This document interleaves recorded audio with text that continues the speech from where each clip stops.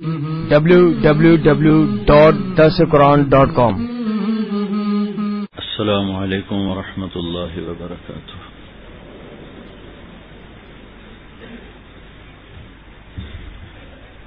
الحمد لله الذي شرع الإسلام وسن سننا وحد حدودا وأحل حلالا وحرم حراما وجعله سهلا سمحا واسعا ولم يجعله ضيقا. الحمد لله الذي ليس كمثله شيء وهو السميع البصير المتعالي عن الشريك والشبيه والبديل والنظير. لا ينفد خزائنه ولا تفنى عجائبه. عالم الغيب والشهادة الكبير المتعال. الحمد لله الذي لا نحصي ثناء عليه وهو كما أثنى على نفسه. وأشهد أن لا إله إلا الله وحده لا شريك له وأشهد أن سيدنا ومولانا محمدا عبده ورسوله أرسله بالحق بشيرا ونذيرا وداعيا إلى الله بإذنه وسراجا منيرا. صلى الله تعالى عليه وعلى آله وعلى أصحابه وبارك وسلم تسليما كثيرا كثيرا. أما بعد فأعوذ بالله من الشيطان الرجيم. بسم الله الرحمن الرحيم. إن الدين عند الله الإسلام. وقال ومن يبتغ غير الإسلام دينا فلن يقبل منه وهو في الآخرة من الخاسرين. وقال تعالى ويطعمون الطعام على حبه مسكينا ويتيما وأسيرا. وقال تعالى إنه كان لا يؤمن بالله العظيم فلا يحض على طعام المسكين. وقال النبي صلى الله تبارك وتعالى عليه وسلم إنكم لتموتون كما تنامون وتبعثون كما تستيقظون وتحاسبون بما تعملون ثم إنها لجنة أبدا أو لنار أبدا أو كما قال. آپ لوگ بیٹھ نہیں جاتے جو آپ کھڑے ہوئے میرے سامنے؟ اپنے کیمرے فٹ کر دو اور بیٹھ جائے. آپ بھی سنو.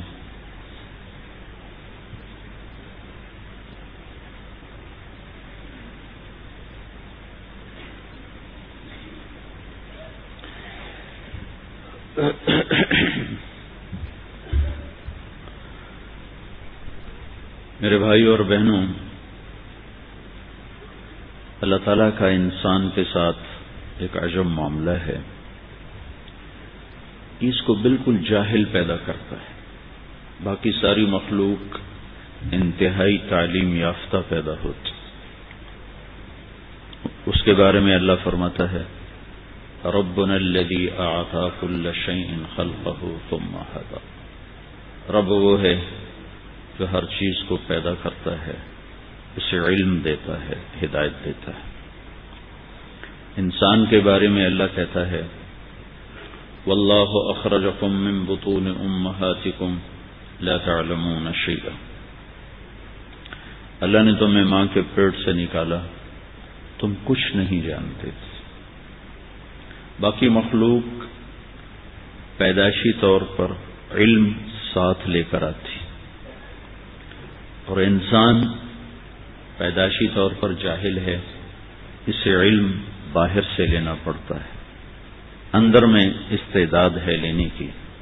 وجعل لكم السمع والابصار والافئدہ لعلکم تشکرون. پھر ایک دوسرا فرق یہ ہے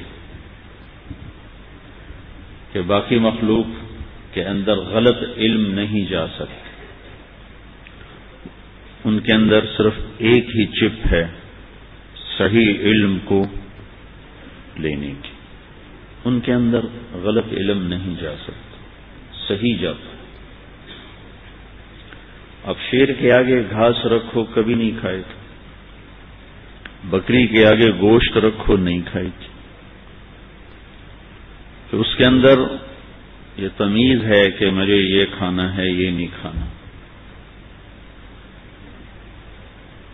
اور انسان کا معاملہ ایسا ہے، شوگر والے کے آگے مٹھائی رکھو ضرور کھائے گا، حالانکہ اسے پتا ہے کہ یہ میرے لیے ٹھیک نہیں ہے، وہ اپنے آپ کو تسلی بھی دیتا ہے ادھی گولی ود کھا لوں گے۔ تو اس کے اندر دونوں چیزیں آتی ہیں، غلط بھی صحیح بھی۔ باقی مخلوق کے اندر صرف صحیح چیز اندر جاتی، غلط نہیں جاتی، جا ہی نہیں سکتی۔ انسان کے اندر دو سسٹم ہیں، فَأَلْهَمَهَا فُجُورَهَا وَتَقْوَاهَا۔ ہم نے تمہارے اندر برائی کا نظام بھی بنا دیا ہے اور اچھائی کا نظام بھی بنا دیا ہے۔ پھر باہر دو ماحول ہیں، ایک شیطان کا بنایا ہوا ہے، ایک نبیوں کا اور نبیوں کے ماننے والوں کا بنایا ہوا ہے۔ ماحول سے انسان اثر لیتا ہے، جب یہ صحیح ماحول میں جاتا ہے تو اللہ کی مدد ساتھ آتی ہے، اور اللہ فرماتے ہیں فَسَنُيَسِّرُهُ لِلْيُسْرَىٰ، میں تیرے لیے خیر کے راستے کھولتا چلا جاؤں گا، کھولتا چلا جاؤں گا، کھولتا چلا۔ جب یہ شیطانی ماحول میں جاتا ہے تو اس کے لیے اللہ تعالیٰ فرماتے ہیں فَسَنُيَسِّرُهُ لِلْعُسْرَىٰ، میں تیرے لیے برائی کی راہیں بھی تمہارے لیے کھلتی چلی جائیں گی، کھلتی چلی جائیں گی۔ نئے نئے منصوبے ظلمت کے، سیاہی کے، نافرمانی کے سوچتے چلے جائیں گے۔ جب صحیح ماحول میں آؤ گے تو اعلیٰ سے اعلیٰ اخلاق، کردار کے منصوبے بھی کھلتے چلے جائیں گے۔ تو صحیح چیز کو پیش کرنے والا اللہ ہے اور غلط چیز کو پیش کرنے والا شیطان ہے۔ دونوں کے آگے سلسلے ہیں، اللہ کے آگے انبیاء ہیں اور شیطان کے آگے شتونگڑے ہیں، کچھ انسانوں میں ہیں اور کچھ جنات میں ہیں، یعنی اس کی اپنی نسل کے ہیں۔ کچھ انسانی شکل میں شیطان ہیں اور کچھ جناتی شکل میں شیطان ہیں، اور ادھر اللہ کے سلسلے میں انبیاء علیہ السلام ہیں اور انبیاء کے ماننے والے ہیں۔ تو ایک پروگرام اللہ نے پیش کیا ہے اور ایک شیطان نے پیش کیا ہے۔ اللہ کا پروگرام ہے ان الدین عند اللہ الاسلام، جو میں نے پہلے آیت پڑھی کہ اے دنیا کے انسانوں، مرد عورتوں، زندگی گزارنے کا تمہارے رب کی بارگاہ میں ایک ہی راستہ ہے، اس کا نام ہے اسلام۔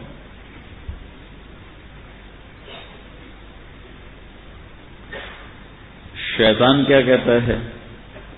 ان ھذا الا اساطیر الاولین، اب اس کی دعوت اس کے ساتھ ہے، نہیں نہیں نہیں نہیں نہیں، کچھ نہیں، ایسے ہی گھڑی گھڑائی کہانیاں ہیں، بنی بنائی کہانیاں ہیں، دماغ کا فطور ہے، کچھ نہیں۔ تو اسلام موت کے بعد ایک زندگی کا تصور پیش کر کے یوں کہتا ہے ان وعد اللہ حق۔ کتنی طاقتور بات ہے کہ لوگوں، اللہ کا وعدہ حق ہے، تمہیں موت کے بعد اٹھائے گا۔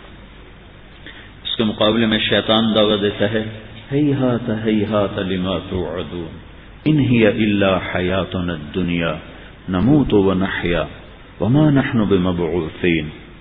غلط کہہ رہا ہے، یہ غلط کہہ رہا ہے، یہی ہے، یہی زندگی ہے، مزے کرو، موج کرو، موت کے بعد کچھ نہیں ہے، کچھ نہیں ہے۔ فَإِذَا كُنَّا عِظَامًا نَخِرَةً، بھلا کبھی بوسیدہ اور چورا چورا ہڈیاں بھی زندہ ہوئیں، کوئی قبر سے نکل کر آیا؟ تو میں آپ کو تھوڑا نمونہ پیش کر رہا ہوں۔ یہ دونوں دعوتیں مساوی چلتی ہیں، جس کو قرآن ہمیں بتلاتا ہے کہ اللہ یہ دعوت دیتا ہے، شیطان یہ دعوت دیتا ہے۔ اللہ تعالی ہمیں دعوت دیتا ہے کہ تم انفقوا مما رزقناکم من قبل ان یاتی احدکم الموت فیقول رب لولا اخرتنی الی اجل قریب فاصدق واکن من الصالحین. میرا رب کہتا ہے لگاؤ میرے نام پر، لگاؤ میرے نام پر. ایک حدیث یاد آئی، روزانہ فرشتہ صبح ہوتی ہے تو دو فرشتے کھڑے ہو جاتے ہیں جو سارا دن یہ بولتے رہتے ہیں اللہم اعط منفقا، اللہم اعط منفقا بدلا. دوسرا کہتا ہے اللہم اعط ممسکا تلفا. ایک فرشتہ کہتا ہے یا اللہ جو تیرے نام پہ لگا رہے ہیں ان کو واپس کر اور اس سے زیادہ کر کے واپس کر. اور دوسرا فرشتہ کہتا ہے یا اللہ جو مال جوڑ کے جمع کر رہے ہیں ان کا مال ان کے نصیب نہ کر. یہ دو اعلان ساتھ ساتھ ہوتے رہتے. تو اللہ کہتا ہے لگاؤ، اور شیطان کہتا ہے الشیطان یعدکم الفقر وَيَأْمُرُكُمْ بِالْفَحْشَاءِ. شیطان کہتا ہے فقیر ہو جاؤ گے، بھوکے ہو جاؤ گے، بچے کہاں سے کھائیں گے، روٹی کہاں سے کھائیں گے، روکو روکو، جمع کرو جمع کرو. تو یہ دو دعوتیں مساوی چلتی ہیں. یہ تھوڑا سا میں نے آپ کو نمونہ پیش کیا ہے. تو جتنے اعمال ہیں اس میں ایک طرف اللہ کی دعوت ہے، ایک طرف شیطان کی دعوت. اس وقت ہم ایک مضمون کے تحت بات کرنا چاہتے ہیں. میں چند دنوں سے خود بیمار تھا، گھر والے بھی بیمار تھے، تو میں کوئی اس کے لیے تیاری نہیں کر سکا، کوئی کتاب نہیں دیکھ سکا. ممکن ہے کوئی دائیں بائیں میری باتیں ہو جائیں تو اسے آپ معاف فرمائیے گا.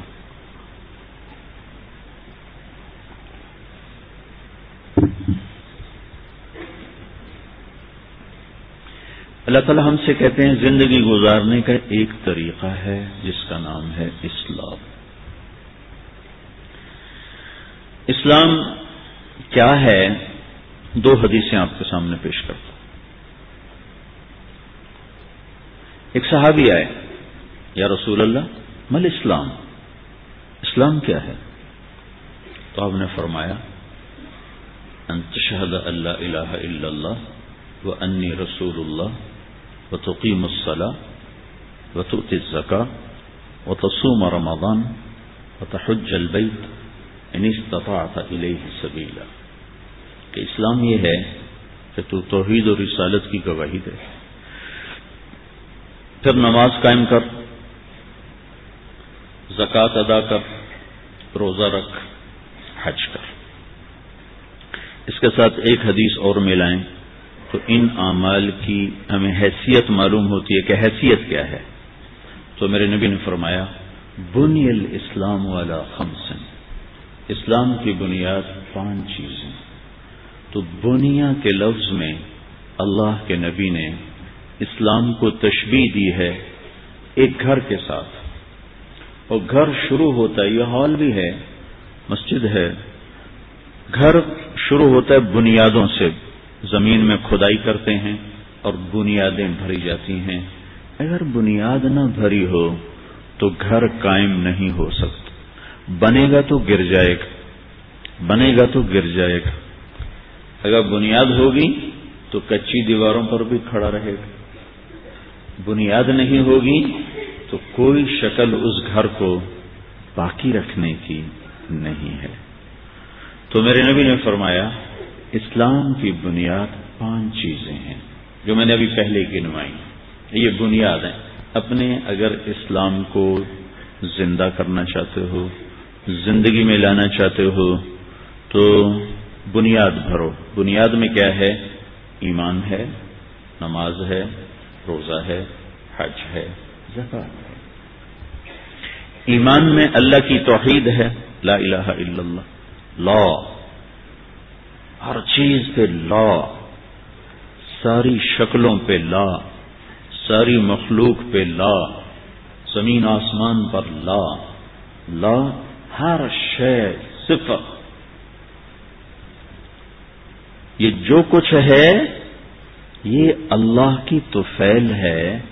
اللہ نہ ہو تو کچھ نہ ہو. لا الہ. میں مثال آپ کو عرض کرتا ہوں. آپ ایک کاپی پہ 0 لکھنا شروع کر دیں، ساری کاپی پہ 0 سے آپ کاپی بھر دیں تو آپ نے کچھ بھی نہیں لکھا. اب ایک آپ ایسا کام کریں کہ پہلے صفر کے ساتھ آپ 1 لگا دیں، تو اب آپ نے بہت بڑا عدد لکھا ہے. ہر صفر دوسرے کو طاقت پہنچاتا جائے گا. 1 صفر 10 ہو جائے گا، دوسرا اس کو 100 کر دے گا، تیسرا اس کو 1000 کر دے گا، چوتھا 10,000 کر دے گا، اگلا لاکھ کر دے گا، 10 لاکھ، کروڑ، 10 کروڑ، ارب، 10 ارب، خرب، 10 ارب. یہ کس تو فعل ہوا ہے؟ ایک اکائی کی تو فعل ہوا ہے. اکائی کو ہٹا لو تو کچھ بھی نہیں ہے. بحر و بر، عرش و فرش، ثرا و ثریا، شرق و غرب، فوق و تحت، اول و آخر، ماضی و حال، مستقبل، ناری نوری، خاکی آبی، خلائی فضائی، آسمانی زمینی، عرشی فرشی، یہ جو کچھ ہے اس ایک اللہ کی اکائی کی وجہ سے ہے. اگر اللہ اپنے امر کو پیچھے لے لے تو یہ سب صفر ہے، یہ کچھ نہیں ہے. یہ ہے تو اللہ کی وجہ سے ہے. یہ لا الہ کا مطالبہ ہے کہ ساری کائنات سے نظر ہٹا کر صرف اللہ پہ رکھو کہ جو لا کہا وہ لا ہوا، وہ لا بھی اس میں لا ہوا، جز لا ہوا، کل لا ہوا، پھر کیا ہوا؟ اللہ ہوا. یہ پہلا سبق ہے، یہ پہلی اکائی. اس کے بغیر اخوت تو بہت آگے کی، یہ بنیاد تو کھودتے نہیں اور اوپر چھت بنا رہے ہیں، یہ تو گر جائے گی. ایک ترتیب ہے اسلام کی. اسلام ایک پورا نظام زندگی ہے جس میں خود میرے نبی نے ایک ترتیب بنائی ہے. میرے نبی نے، میرے قرآن نے ایک ترتیب بنائی ہے. الذین یؤمنون بالغیب، پہلے ایمان بناؤ، ویقیمون الصلاۃ، پھر اس سے تعلق جوڑو نماز کے ذریعے. ومما رزقناہم ینفقون، جب اللہ کے خزانوں پہ نظر ہوگی اور اس کے اس سے مانگنے کا سلیقہ پیدا ہو چکا ہوگا، پھر تمہیں مال لوٹانا کوئی مسئلہ نہیں ہوگا، پھر تمہیں خرچ کرنا آسان ہوگا اور روک کے رکھنا مشکل ہوگا. ایمان کا دوسرا حصہ ہے محمد الرسول اللہ، کہ جناب رسول اللہ صلی اللہ تعالی علیہ وسلم کی عظمت اور محبت اور ہیبت اور آپ کا اتباع اور آپ کی پیروی اور آپ کے قدم قدم چلنا، آپ کو رسول بھی ماننا، آخری بھی ماننا، اور آپ کی ہر ادا کو ڈھونڈ ڈھونڈ کے اس کی نقل کرنا. ہمارے پاکستان میں نقل مار کے کتنے لوگ پاس ہو جاتے؟ کیوں؟ ہر سال کتنے لوگ ہیں جو نقل مار کے پاس ہو جاتے؟ تو میرا رب کہتا ہے یہ میرا حبیب ہے، اس کی نقل اتارو، میں تمہیں پاس کر دوں. کسی اور کی نقل نہ اتارو، اس کی نقل اتارو. کہا جی اندر ٹھیک نہ ہو تو پھر باہر کا کیا فائدہ؟ دین کاؤنٹنگ ہوتی ہے. کاؤنٹنگ جب آپ پیپر حل کرتے ہیں تو کہیں آپ غلط کر جاتے ہیں، کہیں ٹھیک کر جاتے ہیں، تو غلط کو کاٹ دیا جاتا ہے، صحیح کے نمبر دے دیے جاتے ہیں. اگر آپ پاس نمبر لے لیتے ہیں تو آپ کو پاس کر دیا جاتا ہے، آپ کے فیل نمبروں کا آپ کو تانا نہیں دیا جاتا. تو ہمیں جناب رسول اللہ صلی اللہ علیہ وسلم کے قدم بقدم چلنا ہے. یہ واحد ہستی ہیں، بیٹا بیٹھ سے مجھے الجھن ہوتی، بیٹھ سے. یہ واحد ہستی ہیں جن کی ہر ادا کو اللہ تعالیٰ نے قیامت تک کے لیے محفوظ کیا ہوا ہے، تاکہ اگر 1433 ہجری میں کوئی مرد عورت یہ دیکھنا چاہے کہ میرا نبی کیسا ہے، میرا نبی کیسا تھا، تو اس کو ایسے آئینہ دکھا دیا جائے کہ 1433 صدیاں سمٹ کے اور محمد مصطفیٰ کے سامنے آ جائیں صلی اللہ علیہ وسلم. آپ کا ظاہر باطن. یعنی آپ کو ایک چھوٹی سی بات بتاؤں کہ اللہ نے اپنے حبیب سے محبت کی، عشق کیا، تو جس سے محبت ہوتی اس کی ہر ادا کو محفوظ کیا جاتا. میرے نبی جب مجلس میں بیٹھتے تھے تو ایسے چوکڑی مار کے بیٹھتے تھے، چوکڑی مار کے. جب گفتگو کرتے تھے تب ایسے کرتے رہتے تھے. یہ ہاتھ کی بے ساختہ حرکت. اگر یہ ہمیں معلوم نہ ہوتا تو ہماری شریعت میں کوئی فرق پڑتا؟ کیوں ہے؟ اگر میں یہ نہ کروں تو اسے کیا فرق پڑتا ہے؟ لیکن یہ میرے رب کا عشق ہے اپنے حبیب کے ساتھ کہ اس کی یہ حرکتیں بھی ہم تک پہنچائیں کہ وہ جو گفتگو کرتے تھے تو یوں یوں کیا کرتے تھے. جب کسی کو بلاتے تھے تو ایسے نہیں بلاتے تھے، ایسے کر کے بلاتے تھے، پورے ہاتھ کا اشارہ، انگلی اٹھانا جیسے کہتے ہیں نا، انگلی اٹھانا، تو پورے ہاتھ کے اشارے سے یاد فرماتے تھے. اور جب کوئی آپ کو اپنی طرف متوجہ کرتا تھا، یا رسول اللہ، ادھر ثاقب صاحب بیٹھے ہیں تو انہوں نے کہا یا رسول اللہ، اللہ کے نبی درمیان میں بیٹھے ہیں، تو آپ یوں نہیں کرتے تھے. جی کیا بات. محمد علی بلوچ نے کہا یا رسول اللہ، تو اتنا ہی تو کافی. ہاں جی کی گل ہے. لیکن میرے آپ کے نبی کیا کرتے تھے، جب آپ کو کوئی دائیں طرف سے بلاتا تھا یا رسول اللہ، تو آپ پورا ایسے اس کی طرف مڑ جاتے تھے. جی کوئی آپ کو ادھر سے بولا تھا تو کتنا مشکل کام ہے، پھر آپ کہتے جی فرما. کوئی آپ سے کہتا میں نے بات کرنی ہے تو اگر ادھر آ کے بیٹھا تو آپ یوں ہو جاتے، میں نے خاص بات کرنی. جب تک وہ بولتا رہتا تھا کبھی آپ نے نہیں کہا مختصر بات کرو میں بڑا مصروف ہوں، آپ ایسے بیٹھے. کوئی ادھر سے آیا تو کسی نے آپ سے ہاتھ ملایا تو جب تک وہ آپ کا ہاتھ نہیں چھوڑتا تھا آپ ہاتھ نہیں چھوڑاتے تھے.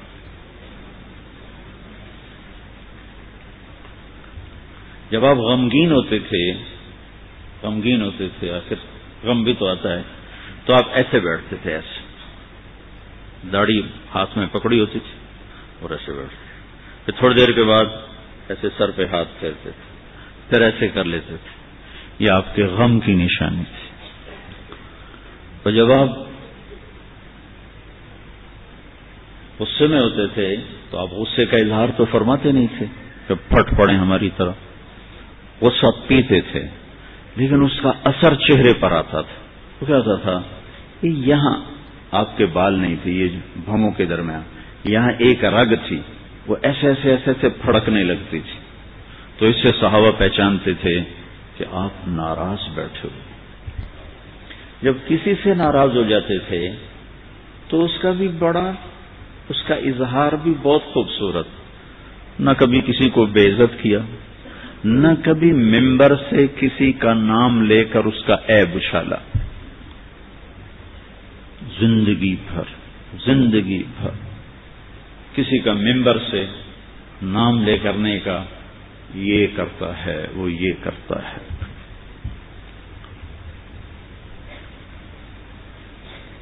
آپ کی ناراضگی کیسے تھی؟ ادھر سے ابو ہریرہ آ رہے ہیں اور آپ ان سے ناراض ہیں، اور آپ زندگی بھر کسی سے اپنی وجہ سے ناراض نہیں ہوئے. زندگی بھر ناراضگی تھی تو اس کی تربیت کے لیے. یہ آئے ابو ہریرہ اور آپ کی نظر پڑی تو آپ یوں منہ پھیر لیتے، بس اتنی ناراضگی تھی. وہ ادھر سے آ گئے ابو ہریرہ اور آپ کی نظر پڑی تو آپ یوں منہ پھیر لیتے. یہ آپ کے غصے کا اظہار تھا. تو پتہ چل جاتا تھا کہ صحابہ کو کہ آج اللہ کے نبی ابو ہریرہ سے ناراض ہیں. پھر وہ اپنی عرض معروض کر کے آپ کو راضی کرتے تھے. تو یہ آپ کا اظہار رنج اور غصہ ہے کہ بس یوں پھیر لی بس. لیکن دل کی محبت باقی رہتی تھی.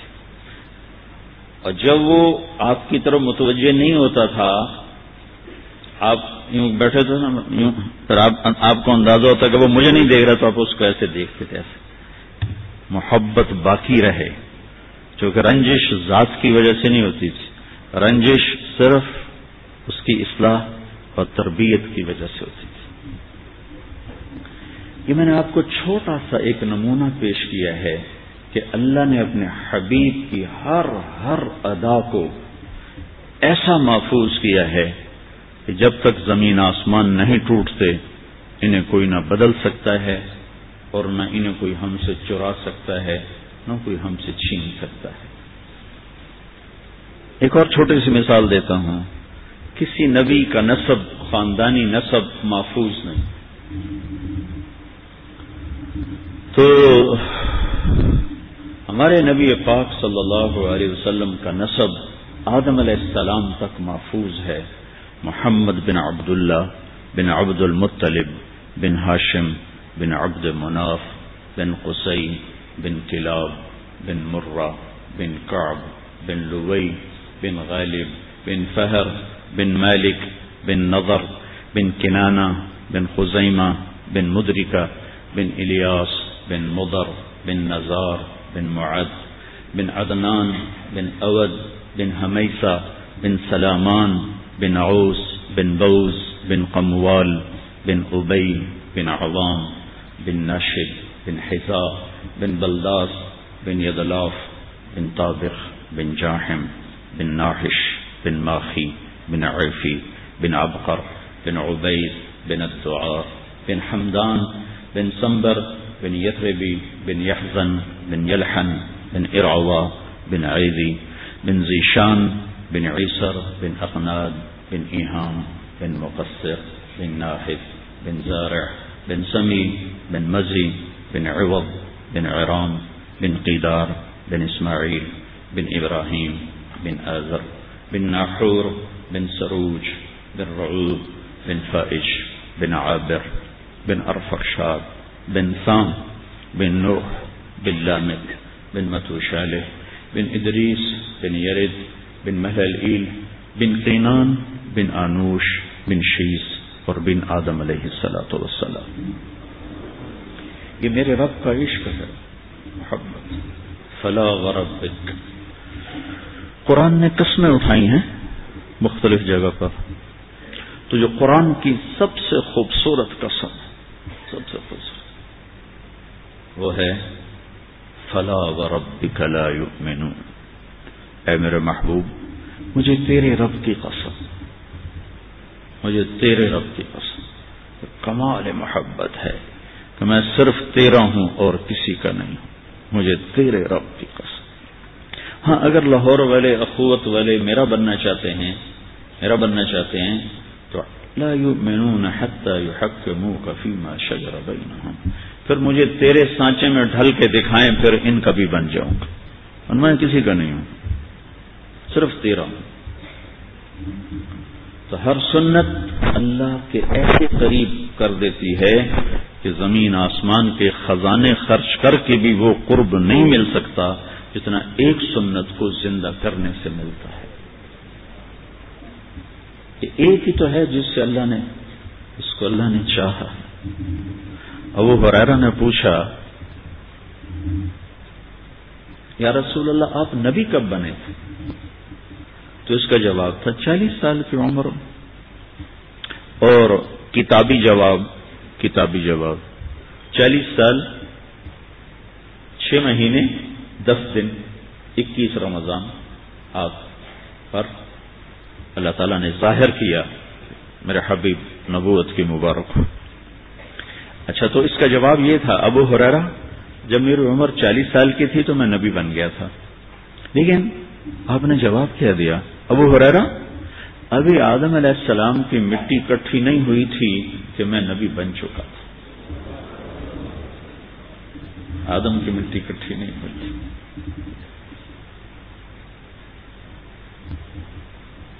جب آپ معراج پہ گئے تو آپ نے اللہ سے عرض کی، یا اللہ، تو نے ابراہیم کو خلیل بنایا،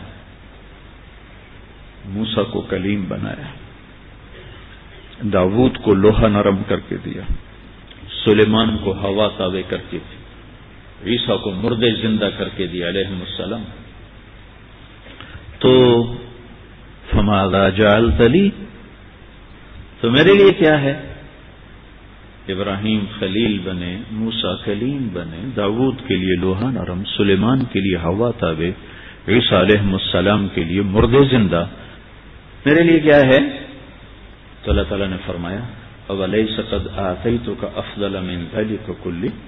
واہ واہ میرے محبوب، تجھے وہ دیا ہے جو کسی کو بھی نہیں دیا. تو کہا جی کیا دیا ہے؟ کہ اللہ ذکرت الا ذکرت معي، قیامت تک تیرا میرا نام اکٹھا رہے گا، جدا نہیں ہو سکتا.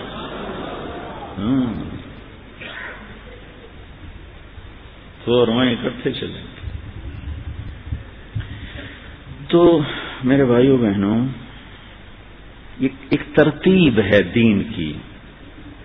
یہ میں آپ کو بنیاد بتا رہا ہوں کہ پہلے اپنی بنیادوں میں اللہ اس کے رسول کی محبت بھرو، اور محبت اطاعت سے آتی ہے، محبت اتباع سے آتی ہے۔ موسیٰ علیہ السلام کے مقابلے میں 70,000 جادوگر آئے، اللہ تعالیٰ نے ان کو ایمان دے دیا اور شہادت بھی دے کر جنت میں پہنچا دیا۔ تو موسیٰ علیہ السلام نے گلہ کیا، یا اللہ یہ میرے مقابلے میں آئے تھے تو انہوں نے ان کو ہی ایمان دے دیا۔ اچھا وہ جو آئے تھے نا، وہ موسیٰ علیہ السلام جیسا لباس پہن کر آئے تھے اور موسیٰ علیہ السلام جیسی اس میں شبیہ میں آئے تھے۔ تو اللہ تعالیٰ نے فرمایا موسیٰ تیری شکل میں آئے تھے، تیرا عکس نظر آیا، مجھے پیارے لگے، میں نے ایمان دے دی۔ اس کو ایک عرب شاعر کہتا ہے، اشبہت اعدائی فصرت احبهم اذ کان حبی منک حبی منہم اجد الملامۃ فی ہواک لذیذۃ حبا لذکرک فلیلمنی اللبم۔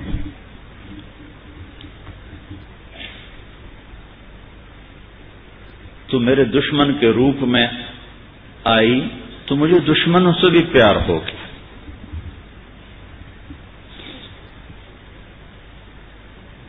تیسری چیز نماز ہے کہ لا دین لمن لا صلاۃ لہ، اس کا کوئی دین نہیں جس کی نماز نہیں ہے۔ لا دین لمن لا صلاۃ لہ، جس کی نماز نہیں اس کا کوئی دین نہیں۔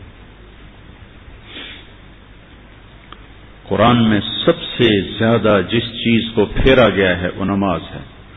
700 دفعہ نماز کو دہرایا گیا ہے قرآن میں، 82 دفعہ مال خرچ کرنے کا دہرایا گیا ہے قرآن میں۔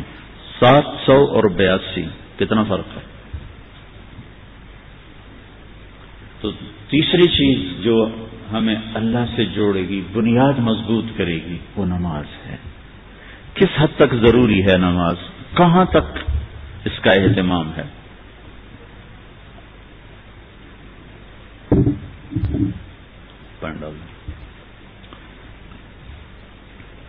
کربلا تاریخ کا عجب واقعہ ہے۔ ایسی مظلومانہ داستان نہ پہلے لکھی گئی نہ آئندہ لکھی جائے گی۔ اور نماز کا وقت ہو گیا، سورج ڈھل گیا، 15-20 ساتھی شہید ہو چکے ہیں۔ حضرت حسین کی نظر پڑی، سورج ڈھل گیا، تو آپ نے زہیر بن القین آپ کے لشکر کے جھنڈا بردار تھے، حبیب بن المظاہر یہ دوسرے جھنڈا بردار تھے، عباس بن علی یہ تیسرے جھنڈا بردار تھے، 3 جھنڈے تھے۔ تو آپ نے حبیب کو بلایا، زہیر کو بلایا اور فرمایا شمر سے کہو تھوڑی دیر رک جائے، مجھے نماز پڑھنے دو، میرے ساتھیوں کو نماز پڑھنے دو۔ تو زہیر نے گھوڑا آگے بڑھایا اور کہا کہ تھوڑی دیر کے لیے رک جاؤ، ہمیں نماز پڑھنے دو، پھر جو مرضی ہے کر لینا۔ اس نے کہا ہم نماز کے لیے تلواریں نہیں روکیں گے، تمہیں نماز میں بھی ماریں گے۔ تو انہوں نے واپس آ کر کہا کہ وہ جنگ روکنے پہ تیار نہیں ہیں۔ تو آپ فرماتے چلو ٹھیک ہے، بس توکل کرو، کوئی نہیں ہوں، سر پہ آئی کھلوتی۔ اور اللہ کی قسم نہ پڑھتے تو ان کو کوئی فرق نہیں پڑنا تھا، ہمیں فرق پڑنا تھا، ہمیں پورا پیغام نہ پہنچتا، ہمیں ادھورا پیغام پہنچتا۔ تو پیغام کو مکمل پہنچانے کا انتظام کیا۔ ان کو تو جنگ سے پہلے نیند آ گئی، آنکھ کھلی تو ہنسنے لگے۔ تو بہن نے پوچھا زینب نے کیوں ہنسے ہو؟ یہ تو ہنسنے کا وقت نہیں۔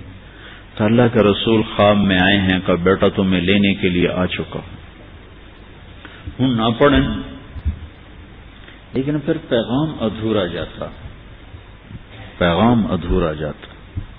تو فرمایا آدھے ان سے لڑو اور آدھے نماز پڑھو۔ تو آدھوں کو ان کے سامنے کھڑا کیا اور آدھوں نے اپنے خون سے وضو کیا یا کربلا کی مٹی سے تیمم کیا، ایسے نمازی 14 صدی میں سورج نے نہیں دیکھے، آسمان نے نہیں دیکھے، زمین نے نہیں دیکھے، کہ خون کے فوارے ہیں۔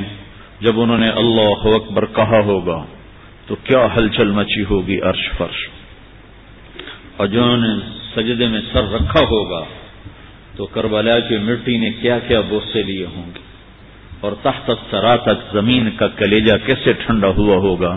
یہ پیغام منتقل ہوا ہے کہ تم ٹھنڈے کمروں میں بیٹھ کے نماز نہیں پڑھتے ہو، اور اپنے دفتروں کی مشغولی، میٹنگ ہو رہی تھی نماز نہیں پڑھی، عدالت چل رہی تھی نماز نہیں پڑھی، گاہک آئے ہوئے تھے نماز نہیں پڑھی، سوتے رہ گئے آنکھ نہ کھلی۔ یہ کیا باتیں کرتے ہو؟ کیا اللہ کا تعلق اتنا کمزور ہے کہ اس کے لیے میں سجدے کے لیے اٹھ نہ سکوں؟ تو تیسری چیز جس پر ہماری بنیاد ہے وہ نماز ہے۔ پھر چوتھی چیز وہ روزہ ہے، جو اللہ کی محبت کو عشق میں بدلتا ہے۔ اور 2 چیزیں وہ مالداروں کے لیے ہیں، زکوٰۃ اور حج۔ تو یہ چیزیں ہماری بنیاد ہیں۔ بنیادوں کو بھرتے ہوئے گھر بنے گا تو پائیدار ہوگا، بنیادوں کو چھوڑ کے گھر بنے گا تو آج بنے گا کل ڈھہ جائے گا۔ تو اب یہ میں نے تھوڑا سا آپ کو بنیادوں کے بارے میں بتا دیا۔ اب ہم چلتے ہیں چھت کی طرف۔ یہی سوال جو ایک شخص نے کیا کہ مل اسلام، یا رسول اللہ اسلام کیا ہے؟ تو آپ نے کہا کلمہ، نماز، روزہ، حج، زکوٰۃ۔ اب بعین ہی یہی سوال ایک صحابی کر رہا ہے، یا رسول اللہ مل اسلام، اسلام کیا ہے؟ تو اب آپ چھت کو بتا رہے ہیں، پہلے بنیاد کو بتایا، اب چھت کو بتا رہے ہیں۔ آپ نے فرمایا اطعام الطعام وطیب الکلام، کھانا کھلانا اور میٹھا بول بولنا۔ اب آپ چھت پہ آ رہے ہیں۔ عبادت بنیاد ہے اور اخلاق چھت ہیں، اور اخوت اخلاق کا ایک بہت بڑا عمل ہے۔ اخلاق 360 صفات کے مجموعے کو کہتے ہیں اخلاق۔ 360 کتابوں میں لکھی ہوئی ہیں۔ ایک مرتبہ آپ تشریف فرما تھے تو آپ نے فرمایا اچھے اخلاق 360 صفات کا نام ہے، ان میں سے کوئی ایک صفت بھی کسی کو مل گئی تو جنت میں داخل ہو جائے گا۔ تو ابو بکر سامنے بیٹھے تھے، کہنے لگے یا رسول اللہ کوئی میرے اندر ان میں سے کچھ ہے؟ تو آپ نے کہا ابو بکر تیرے اندر سارے کا سارا موجود، سارے کا سارا 360 پورن تیرے اندر۔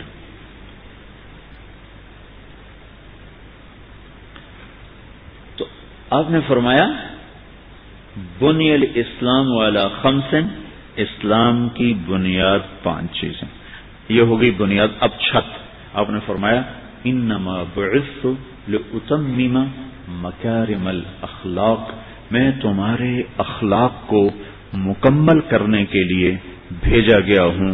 تو اخلاق چھت بنے گے، اخوت چھت بنے گی، اور عبادت بنیاد بنے گی۔ بنیاد نہ ہو تو چھت نہیں بن سکتی، چھت نہ ہو تو بنیادیں بیکار ہیں، کسی کام نہیں آ سکتی۔ اور دکھ درد کے ساتھ کہتا ہوں پوری دنیا میں جو کچھ اسلام باقی ہے وہ صرف بنیاد والا ہے، اخلاق والا، اخوت والا نہیں ہے۔ تو اب میں وہ بات عرض کرنے لگا ہوں، اخلاق چھت ہیں، چھت کے بغیر نہ مالک مکان وہاں بیٹھتا ہے، نہ کسی مہمان کو دعوت دیتا ہے۔ جب سے ہمارے اخلاق بگڑے ہیں، نہ خود ہم اسلام پہ باقی رہ سکے، نہ غیر قوموں کو اسلام میں آنے کی دعوت دے سکے۔ کیسے دعوت دیتے؟ 1982 میں میرا پہلا سفر ہوا تھا جماعت کے ساتھ، تبلیغ کی جماعت انگلینڈ کا۔ تو بلیک برن میں ایک گورے کو ہمارے ایک ساتھی نے دعوت دی تھی، تو وہ کہنے لگا مجھے اسلام سے محبت ہے، مسلمانوں سے نفرت ہے۔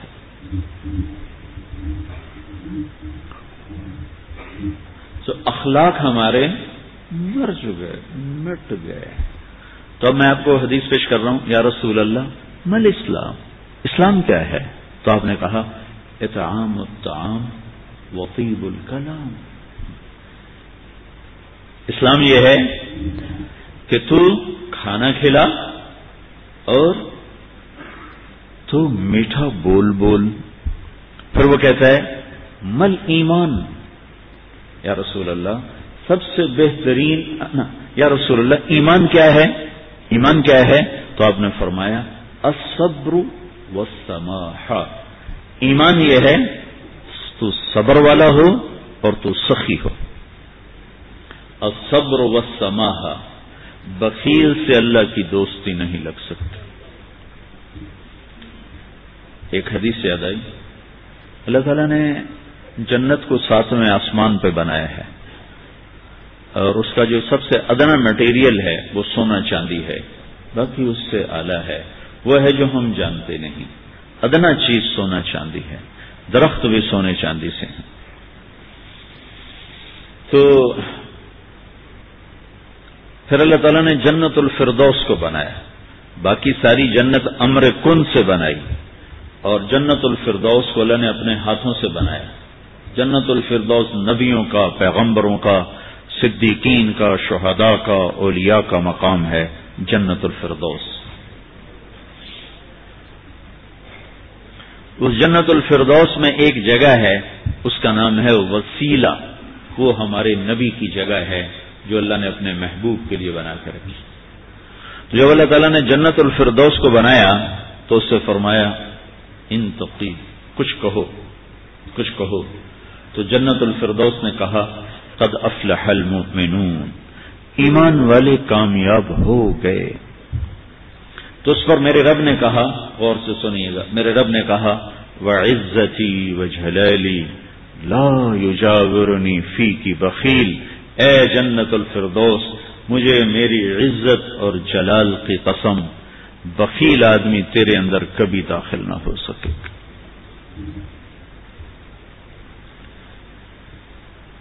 ایک اور حدیث میں آتا ہے سخی چاہے فاسق بھی ہو تو اللہ اس سے پیار کرتا ہے، اور عابد اور بخیل چاہے عابد بھی ہو تو اللہ کے ساتھ اس کا تعلق نہیں بن سکتا ہے۔ شیطان کہتا ہے میں سخی فاسق سے ڈرتا رہتا ہوں، پتہ نہیں کب اپنی سخاوت کی وجہ سے بخشا جائے، اور تہجد گزار روزے دار بخیل سے مجھے کبھی ڈر نہیں لگا کہ اس کو مارنے کے لیے اس کا بخل ہی کافی ہے، اس کو ہلاک کرنے کے لیے بخل ہی کافی ہے۔ یا رسول اللہ مل ایمان، ایمان کیا ہے؟ تو آپ نے کہا الصبر والسماحۃ، صبر کرنا، سخاوت کرنا۔ سخی اللہ کو پسند ہے، بخیل سے اللہ کو بغض ہے۔ ایک دفعہ بنی اسرائیل کے ایک عابد کی شیطان سے ملاقات ہوئی، تو وہ کہنے لگا ایک بات تو بتاؤ، تمہارے یار کون ہیں؟ تمہارے یار کون ہیں؟ کہا 3 باتوں میں سے کوئی ایک بات جس میں ہو وہ میرا گھاٹا یار ہے، اور اگر تینوں ہو تو بس او پیرے تو میں مرید ہوں۔ اس نے کہا کیا؟ کہ ایک وہ شراب پیتا ہو، مجھے بڑا پیارا لگتا، ایک وہ غصے والا ہو تو مجھے بڑا پیارا لگتا ہے، ایک وہ بخیل ہو تو مجھے بڑا پیارا لگتا ہے، اور اگر تینوں باتیں اس میں ہوں تو بس میں مرید تے وہ پیر۔ پھر ایک شخص نے پوچھا یا رسول اللہ ای الاسلام افضل، سب سے بہترین اسلام کیا ہے؟ تو آپ نے فرمایا تطعم الطعام وتسلم على من عرفت ومن لم تعرف۔ اسلام سب سے بہترین اسلام یہ ہے کہ تو لوگوں کو کھانا کھلا، اور جسے جانتا ہے اسے بھی سلام کر، اور جسے نہیں جانتا اسے بھی سلام کر۔ ہم صرف جاننے والوں کو سلام کرتے ہیں، انجانوں کو سلام نہیں کرتے۔ تو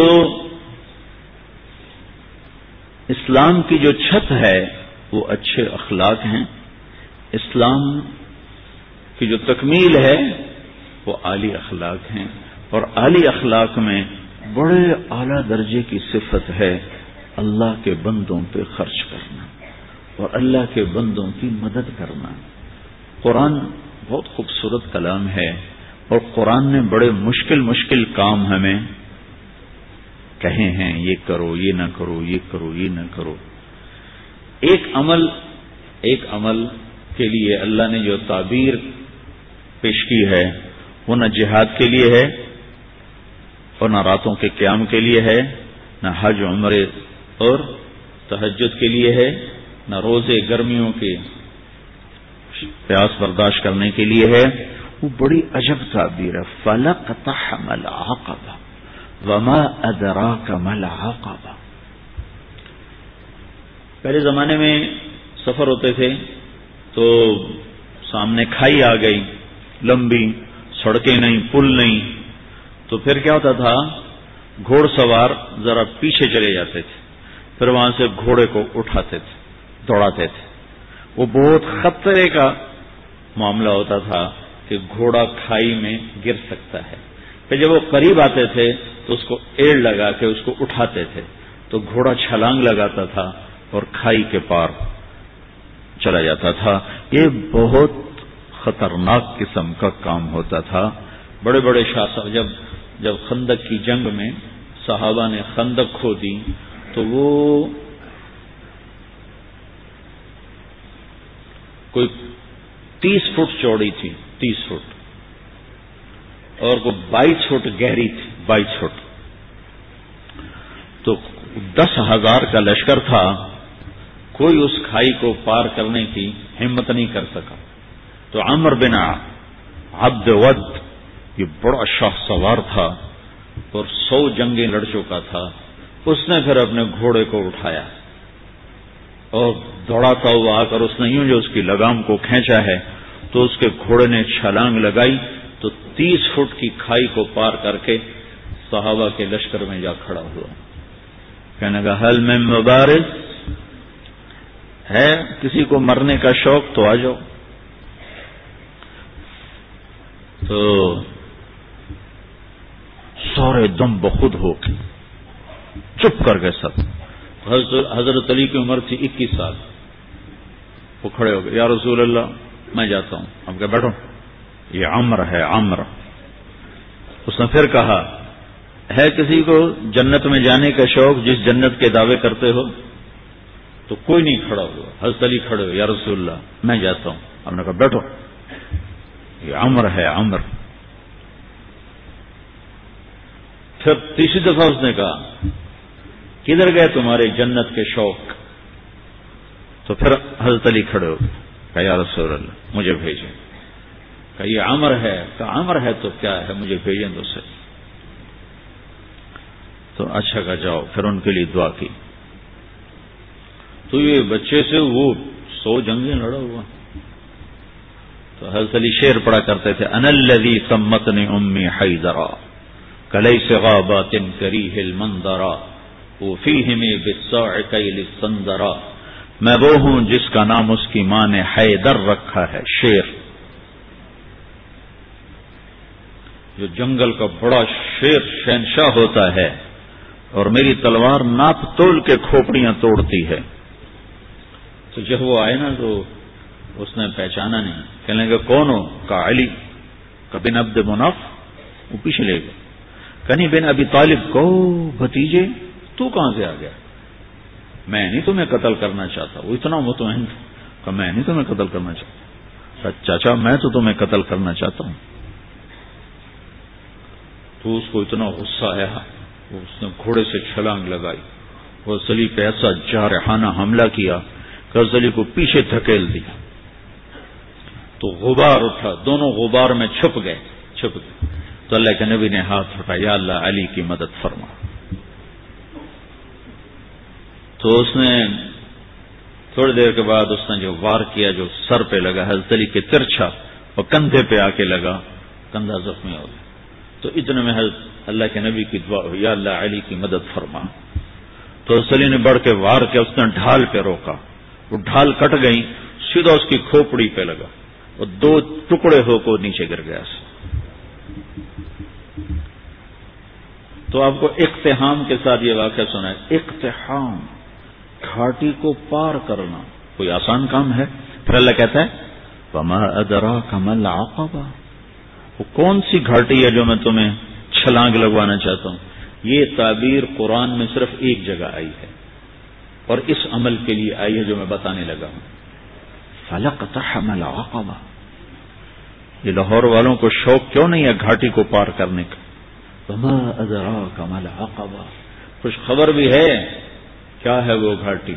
فَكُّ رَقَبَةٍ، یہ کام جو یہ کر رہے ہیں. فَكُّ رَقَبَةٍ، جن کی گردنیں پھنسی ہوئی ہیں ان کی گردنوں کو آزاد کرانا. کوئی قرضے میں پھنسا ہوا ہے، کوئی سود میں پھنسا ہوا ہے، کوئی بیماری میں پھنسا ہوا ہے، کوئی فقر میں پھنسا ہوا ہے، کوئی غلامی میں پھنسا ہوا ہے. فَكُّ رَقَبَةٍ، گردنوں کو آزاد کرانا. او اطعام فی یوم ذی مسغبہ یتیما ذا مقربہ او مسکینا ذا متربہ. کیا خوبصورت تعبیر ہے. گردنیں آزاد کروانا، غریبوں پہ خرچ کرنا.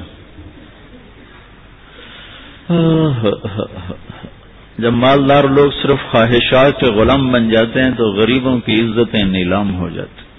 جب زکوٰۃ بند ہوتی ہے اور اللہ کے نام پہ خرچ بند ہوتا ہے تو غریبوں کی عزتیں نیلام ہو جاتی. فک رقبہ، گردن چھڑانا، قرضے سے، بیماری سے، بھوک سے، افلاس سے، غلامی سے. اور غریبوں کو کھانا کھلانا، یتیم کو کھانا کھلانا. مسکین ذا متربہ، جس کے پاس کھانے کو کچھ نہیں اس کے گھر خود جا کے اس کو کھانا کھلانا. حسن اور حسین بیمار ہو گئے تو اللہ کے نبی خبر لینے آئے تو دونوں بچے بیمار تھے. تو آپ نے کہا حضرت فاطمہ سے روزے کی منت مان لو کہ اللہ تعالیٰ بچوں کو شفا دے تو ہم روزے رکھیں گے. تو دونوں میاں بیوی نے 3 روزوں کی منت مان لی کہ اللہ ہمارے بچوں کو شفا دے، ہم روزہ رکھیں گے. تو اللہ نے ان کو ٹھیک کر دیا. تو دونوں میاں بیوی نے روزہ رکھا اور افطاری کا سامان گھر میں نہیں تھا. تو ایک یہودی تھا شمعون، حضرت علی اس کے پاس گئے، کہا کوئی مزدوری ہے؟ کوئی مزدوری ہے؟ کہاں ہے؟ یہ اون ہے، یہ صاف کر دو تو تمہیں جو دوں گا، کچھ جو دوں گا. تو وہ اون لے کر گھر میں آئے، حضرت فاطمہ کو دی کہ صاف کر دو. انہوں نے اس کو دوپہر تک صاف کیا، وہ واپس لے گئے. تو اس نے تھوڑے سے جو دے دے. تو انہوں نے پیس کے آٹا بنایا، کھانا بنایا، روٹی بنائی، سالن تو تھا نہیں. دونوں میاں بیوی افطاری کے لیے بیٹھے ہیں کہ دروازے پہ آواز آئی، مسکین ہوں اللہ کے نام پہ کچھ دو. تو دونوں نے ایک دوسرے کو دیکھا تو آدھی روٹی دے دیتے یا ایک روٹی دے دیتے، ایک خود آدھی آدھی کھا لیتے. دونوں روٹیاں اٹھا کے اس کو دے دی اور پانی پہ افطار کر لی. رات کو بھی کھانے کو کچھ نہیں تھا تو پانی پہ کھجور پہ روزہ رکھا. اگلے دن پھر حضرت علی شمعون یہودی کے پاس گئے اور اس سے اون لے کر آئے. حضرت فاطمہ نے اس کو سارا دن صاف کیا. عصر سے پہلے مزدوری ملی، اس کو صاف، اس کو پیس کر، آٹا بنا کر، روٹی بنا کر میاں بیوی کھانے پر بیٹھے تو دروازے پہ آواز لگی، یتیم ہوں اللہ کے نام پہ کچھ دو. تو دونوں نے ایک دوسرے کو دیکھا اور ساری روٹیاں اٹھا کر اس کو دے دی اور پانی پہ روزہ افطار کر لیا.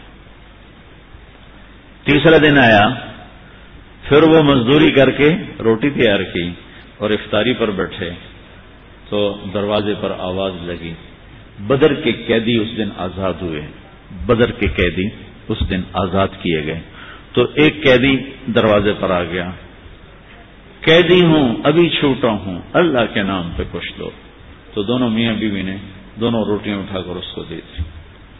3 دن کے فاقے نے حضرت فاطمہ کو بستر پر گرا دیا اور بیمار ہو گئی. تو اللہ کے نبی حال پوچھنے آئے تو ان کے سینے پہ سر رکھ کے رونے لگے بیماری کی شدت سے. تو یہ ان آنسوؤں نے جو آسمان میں ہلچل مچائی، جبریل قرآن لے کر اترا. وَيُطْعِمُونَ الطَّعَامَ عَلَى حُبِّهِ مِسْكِينًا وَيَتِيمًا وَأَسِيرًا انما نطعمهم لوجه. پوری آپ کو سنو پیچھے سے. اللہ نے کیا عزت بخشی. پیٹ بھرنا تو جانور کا بھی کام ہے، پیٹ ہی بھرنا رہ جائے تو جانور انسان میں کیا فرق. ان الابرار یشربون من کاس کان مزاجها کافورا عینا یشرب بها عباد اللہ یفجرونها تفجیرا. یہ میرے بندے ایک دن آنے والا ہے وہ پئیں گے جس کا انہیں تصور بھی نہیں، کافوری شراب پئیں گے. پھر اب ان کی یوفون بالنذر، اپنی نظر کو پورا کرتے. وہ منت کا لفظ، اپنی نظر منت کو پورا کرتے ہیں. یوفون بالنذر ویخافون یوما کان شرہ مستطیرا، اور آخرت کے دن سے ڈرتے ہیں. اب ان کی یہ صفت ہے وَيُطْعِمُونَ الطَّعَامَ عَلَى حُبِّهِ مِسْكِينًا وَيَتِيمًا وَأَسِيرًا. یہ خود بھوکے ہوتے ہیں، عَلَى حُبِّهِ، خود بھوکے ہوتے ہیں اور کھلاتے ہیں مسکینوں کو، یتیموں کو اور قیدیوں کو. اور پھر ان کی اخلاص کی اللہ نے گواہی دی. انما نطعمهم لوجه الله لا نريد منكم جزاء ولا شكورا. اللہ ان کے اخلاص کا گواہ بن رہا ہے کہ یہ کہہ رہے ہیں کہ ہم صرف اللہ کو راضی کرنے کے لیے کھلا رہے ہیں، ہم کوئی آہ واہ نہیں چاہتے. انا نخاف من ربنا یوما عبوسا قمطریرا. ہمیں اس دن سے ڈر لگتا ہے جس دن، جو دن بڑا خوفناک ہیبتناک ہے. پھر اللہ نے آگے بشارت دی. فوقاهم الله شر ذلك اليوم ولقاهم نضرة وسرورا وجزاهم بما صبروا جنة وحريرا متكئين فيها على الأرائك لا يرون فيها شمسا ولا زمهريرا ودانية عليهم ظلالها وظللت قطوفها تظليلا. آگے تک یہ قرآن اترا کہ اللہ تعالیٰ کہ جبریل آگے پیغام لے کر کہ علی و فاطمہ کا یہ عمل ایسا پسند آیا ہے کہ عرشوں پر بھی دھوم مچ گئی ہے. اور یہ سورہ دہر کی آیات کو اتارا گیا کہ میرا رب ان کے اس عمل پر ایسا خوش ہوا ہے کہ خود کھانا خود جمع کرنا کون سی بڑی بات ہے. ایک مہمان آیا اللہ کے نبی کا، یا رسول اللہ بھوکا. آپ نے فرمایا بھائی اس کی مہمانی کون کرے گا؟ ابو طلحہ کہنے لگے میں کروں گا. تو ان کو لے کر گھر آئے، اپنی بیوی سے پوچھا کھانے کو کچھ ہے؟ کہنے لگی بچوں کے لیے کچھ رکھا ہے، تیرے میرے لیے بھی کچھ نہیں ہے. کہا اچھا بچوں کو سلا دو، پہلا کو سلا کر اور کھانا رکھو، اور جب مہمان اور ہم بیٹھ جائیں تو چراغ بجھا دینا اور ہم منہ ہلاتے رہیں گے اور ہمارا مہمان پیٹ بھر کے کھا لے گا. تو بچوں کو سلا دیا، بھوکے سلا دیا، اور خود دسترخوان پر بیٹھے تو ان کی بیوی چراغ ٹھیک کرنے کے بہانے جا کر چراغ کو بجھا دیا اور دسترخوان پر بیٹھ کر ایسے منہ ہلاتے رہے اور مہمان کھاتا رہا، اس کا پیٹ بھر گیا. جب یہ صبح مسجد میں پہنچے نماز میں تو قرآن پہلے اتر چکا تھا اور میرا رب فرما رہا تھا وَيُؤْثِرُونَ عَلَىٰ أَنفُسِهِمْ وَلَوْ كَانَ بِهِمْ خَصَاصَةٌ. میرے کچھ بندے ایسے ہیں جو خود بھوکے رہ کر اوروں کو کھانا کھلاتے ہیں، حالانکہ وہ خود محتاج ہوتے ہیں، خود وہ ضرورت مند ہوتے ہیں. تو میرے رب نے دین کا مزاج سخاوت بنایا ہے. سخاوت کہاں تک انسان کو نفع دیتی ہے. سامری کا نام تو آپ سب مرد عورتوں نے سنا ہوگا، جس نے وہ بچڑا بنایا اور اس کی پوجا پہ بنو اسرائیل کو لگا دیا.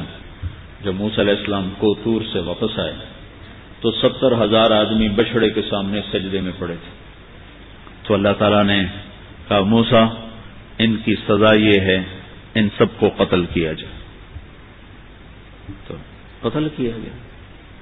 موسیٰ علیہ السلام رنجیدہ ہوئے کہ میری اتنی امت قتل ہو گئی، تو اللہ تعالیٰ نے جنت کا دروازہ کھول دیا، یہ دیکھ تیرے سارے بندے جنت میں مزے کر رہے ہیں۔ تو موسیٰ علیہ السلام نے کہا سامری پکڑو۔ سامری مسلمان بھی نہیں، منافق اور 70,000 کی بت پرستی کا سبب ہے۔ تو موسیٰ علیہ السلام نے فرمایا قتل کرو۔ تو جبریل آ گیا کہ یا رسول یا موسیٰ، اللہ تعالیٰ فرما رہے ہیں اسے قتل نہ کرو، اسے چھوڑ دو، یہ اپنی موت آپ مرے گا، اسے اپنی موت آپ مرنے دو۔ تو موسیٰ علیہ السلام نے کہا یا اللہ، جو سب کے کفر کا ذریعہ بنا، آپ اس کے سفارشی کیوں بن گئے؟ تو اللہ تعالیٰ نے کہا موسیٰ یہ سخی ہے اور سخی کو قتل ہوتے میرا جی نہیں چاہتا، میں اسے قتل ہوتے دیکھ نہیں سکتا، اپنی موت آپ مر جائے گا، آگے آ کے میں نمٹ لوں گا، آگے تو میدان جزا سزا ہے۔ تو سخاوت ایک منافق کو بھی قتل سے بچا کے چلی گئی ہے۔ تو سود سراسر ظلم و ستم کی بنیاد پر ہے، سود کی بنیاد سراسر ظلم و ستم ہے۔ اور مجھے ڈاکٹر صاحب کی زبانی ہی پتہ چلا کہ گلی گلی میں لوگ سود پہ پیسے دیتے۔ ہمارے ملک کے ڈوبنے کا سبب سیاستدان نہیں ہے، معذرت کے ساتھ، سارے اخبار بھرے پڑے ہیں، پیپل پارٹی نے یہ کر دیا، کاف لیگ نے یہ کر دیا، نون لیگ نے یہ کر دیا۔ نہیں نہیں نہیں، ہم سب مجرم ہیں، ہم سب کے اجتماعی گناہوں نے اس ملک کو ڈبویا ہے۔ حکمران تو چند ہیں، ان کے بگاڑ سے بنو امیہ بھی بگڑے ہوئے حکمران تھے، لیکن اللہ کی رحمتیں برکتیں فتوحات کے دروازے کھل ہوئے تھے۔ بنو عباس بھی بگڑے ہوئے حکمران تھے، لیکن ان کے ہوتے ہوئے بھی فتوحات کے دروازے کھلے ہوئے تھے کہ عوام الناس سب اللہ کی ماننے والے تھے اور سب اللہ کے فرما بردار تھے۔ 18 کروڑ انسانوں میں اس قدر نافرمانی پھیل چکی ہے کہ حکمرانوں کا گلہ کرنا یہ ظلم ہے۔ ہمیں اپنا گلہ کرنا چاہیے کہ گھر گھر میں جو ماں کو ذلیل کیا جاتا ہے، میرے نبی سے پوچھا گیا یا رسول اللہ قیامت کب آئے گی؟ کب آئے گی؟ آپ نے فرمایا اللہ کو پتا ہے کب آئے گی۔ کہ یا رسول اللہ کوئی نشانی بتلا دیں، تو آپ نے فرمایا جب ماؤں کو ذلیل کیا جائے گا تو قیامت آ جائے گی۔ تو ماؤں کو ذلیل کرنے کون سا گھر ہے جہاں مائیں سکھ کا سانس لے رہے ہیں؟ ان کے آنسو جو گرتے ہیں تو اسی دھرتی پر گرتے ہیں، کائنات میں ہلچل کیسے نہیں مچے گی؟ تو ہمارے اجتماعی، میں تو حیران ہو گیا کہ گلی گلی میں لوگ سود پہ پیسے دیتے۔ تو جب پورا معاشرہ اللہ سے اعلان جنگ کر چکا ہو تو پیپل پارٹی کو گالی دینا یا کاف نون لیگ کو گالی دینا کون سی عقل مندی کی بات؟ جب اللہ کہہ رہا ہے فَاذَنُوا بِحَرْبٍ مِّنَ اللَّهِ وَرَسُولِهِ، یا سود چھوڑ دو یا پھر میرے اور میرے رسول کے ساتھ لڑنے کے لیے تیار ہو جاؤ۔ آپ نے آخری حج میں سود حرام قرار دیا، یعنی اس پر تنفیذ ہوئی۔ سود کی حرمت تو پہلے آ چکی تھی، سود ختم، اور سب سے پہلے میرے چچا عباس کا سود ختم۔ عباس پورا ایک بینک تھے، تو انہوں نے فرمایا میرے نبی نے میرا سود ختم کیا، میں اس کی طفیل اصل بھی ختم کرتا ہوں۔ ٹھیک ہے، اصل ختم کیا۔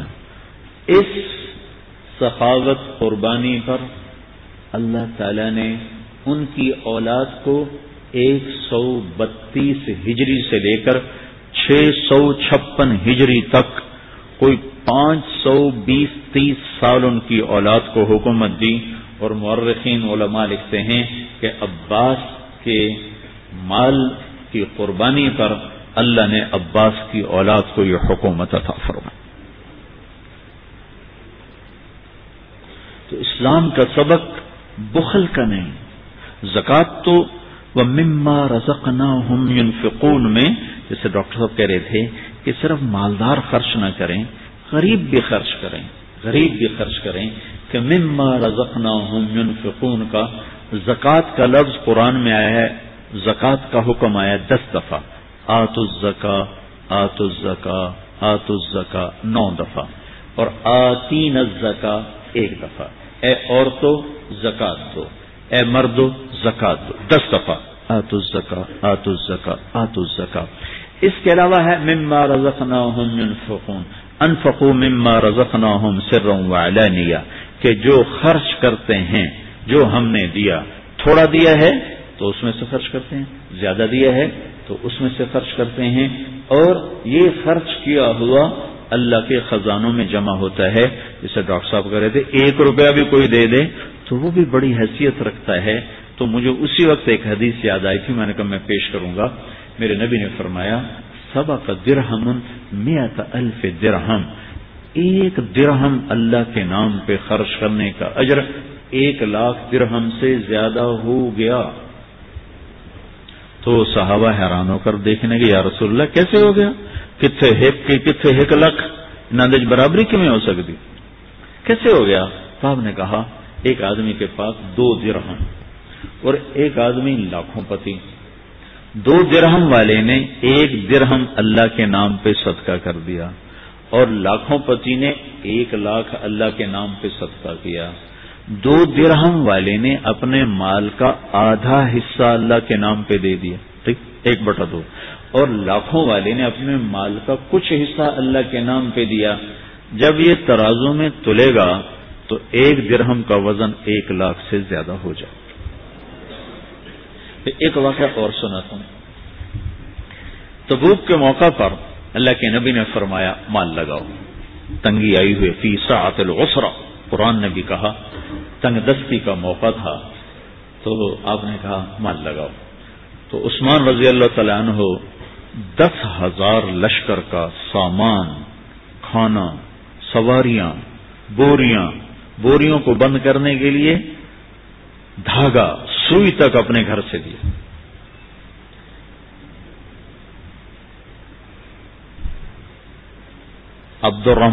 سعد بن عبادہ رضی اللہ تعالی عنہ نے 1,000 من کھجور، 1,000 من کھجور آ کر پیش کی، 1,000 من کھجور 30,000 کے لشکر کے لیے۔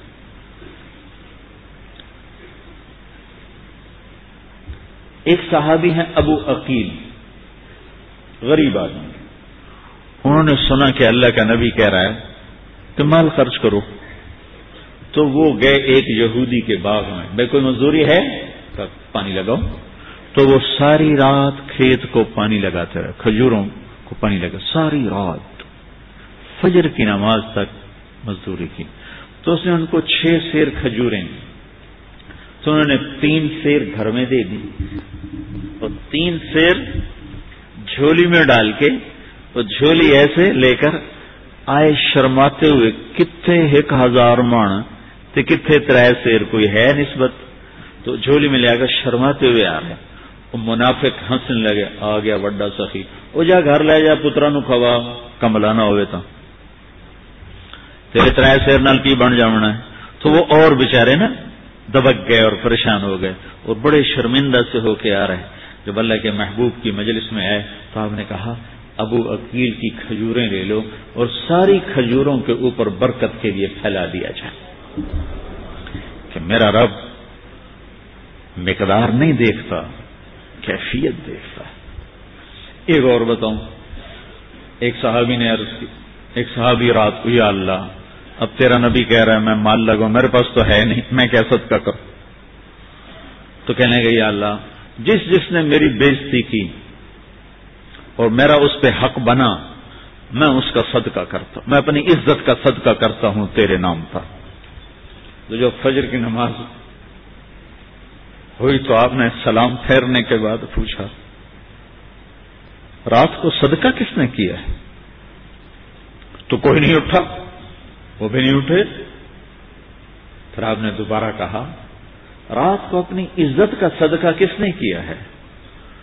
تو پھر وہ کھڑے ہو گئے، کہا جی آپ کی ترغیب تھی مال لگاؤں، میرے پاس کچھ نہیں تھا، تو میں نے کہا یا اللہ جس نے میری بےزتی کی اور میرا اس پہ حق بن گیا تو میں نے اس کا صدقہ تیرے نام پہ کیا۔ تو آپ نے کہا تیرے صدقے کو اللہ نے قبول فرما لیا، مقدار نہیں کیفیت دیکھی جاتی۔ پھر اور بتاؤں، تبوک کا ہی موقع ہے تو عمر رضی اللہ تعالیٰ عنہ ان دنوں مالدار تھے اور ابو بکر رضی اللہ تعالیٰ عنہ فقیر تھے. تو ابو بکر اور عمر میں عمر رضی اللہ تعالیٰ عنہ خاص طور پر ساری زندگی یہ دوڑ لگاتے رہے کسی طرح ابو بکر سے آگے نکل جاؤں، لیکن ہو نہ سکا کبھی. مقابلہ ساری زندگی کیا، نیکیوں میں تو مقابلہ کرنا ہی چاہیے. ایک دفعہ اما عائشہ باہر صحن میں لیٹی ہوئی تھیں اللہ کے نبی کے ساتھ، تاروں بھری رات تھی، اندھیری. تو حضرت عائشہ نے پوچھا یا رسول اللہ کوئی شخص ایسا ہے جس کی نیکیاں تاروں کے برابر ہوں؟ تو ہم نے کہا ہاں عمر. تو حضرت عائشہ رضی اللہ عنہ کو چپ لگ گئی. ان کے جی میں تھا کہ میرے باپ کے بارے میں کہتے تو عمر کہا گیا. تو آپ نے محسوس فرما لیا کہ عائشہ چپ ہو گئی ہے. تو آپ نے کہا عائشہ تیرے باپ کی ایک رات عمر کی ساری نیکیوں پر بھاری ہے. کون سی رات؟ غار ثور والی رات. جب آپ 27 کو نکلے، 27 سفر کو آپ نکلے، 14 ستمبر 27 سفر 14 ہجری آپ نکلے ہیں.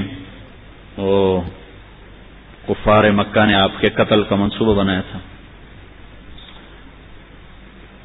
ابو بکر کو ساتھ لیا.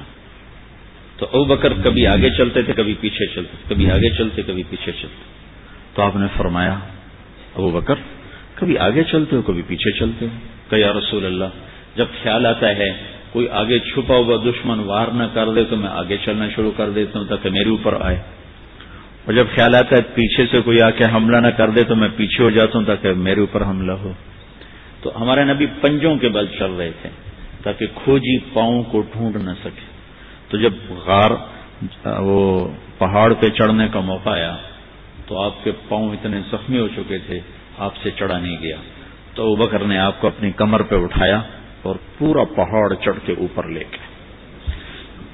پھر آپ کو باہر کھڑا کیا، اندر گئے، سارے غار کو صاف کیا تو اس میں سوراخ تھے. پگڑی اتاری، پھاڑ کے سوراخ بند کیے. پھر باقی رہ گئے. پھر کرتا اتارا اور پھاڑ کے سوراخ بند کیے. ایک باقی رہ گیا جس میں وہ سانپ تھا، وہاں اپنی ایڑی کو رکھ دیا کہ یا رسول اللہ اندر تشریف لائیں. یہ اس رات کی بات بتا رہا ہوں کہ یہ رات عمر کی ساری نیکیوں پر بھاری. یا رسول اللہ اندر تشریف لائیں. تو آپ اندر آئے تو اندھیرے میں آپ کو اندازہ نہیں ہوا کہ ابو بکر، کرتا، پگڑی کوئی نہیں. جب تھوڑی سی روشنی ہوئی تو آپ نے کہا ابو بکر یہ کیا؟ تیری پگڑی، کرتا کدھر؟ کہ یا رسول اللہ یہ سوراخ تھے کافی سارے، مجھے ڈر لگا کوئی چیز آپ کو نقصان نہ پہنچائے تو میں نے سب پھاڑ کے ان کو بند کر دیا ہے. ایک دم آپ کے آنسو چھلکے اور آپ نے ایسے ہاتھ اٹھائے کہ یا اللہ میں ابو بکر سے راضی ہوں، تو بھی اس سے راضی ہو جا اور اسے جنت میں میرا ساتھی بنا دے. تو اس وقت جبریل اترے اور عرض کیا رسول اللہ ابو بکر سے راضی ہو گئے اور جنت میں آپ کا ساتھی بنا دیا. یہ رات عمر کی ساری نیکیوں پر بھاری. تو عمر رضی اللہ عنہ کو شوق لگا کہ اب ابو بکر ہے غریب، میں ہوں مالدار، آج میں بڑھ جاؤں گا ورنہ ساری زندگی نہیں بڑھ سکتا. تو اپنے مال کے 2 حصے کی آدھا لے کر آئے اور آدھا گھر چھوڑ دیا. ان کا مال یوں سمجھو اتنی بڑی گٹھڑی. ابو بکر جو کچھ گھر میں تھا سارا باندھ کے لائے. دیوار پہ ایسے ایسے ہاتھ مار رہے تھے ایسے ایسے. بیوی نے پوچھا کیا کر رہے ہو؟ کہا یہاں ایک سوئی لٹکائی تھی وہ بھی لے جانا چاہتا. اب دونوں مال سامنے رکھ دیے گئے، یہ ابو بکر کا، یہ عمر کا. عمر کا ایسا، ابو بکر کا ایسا.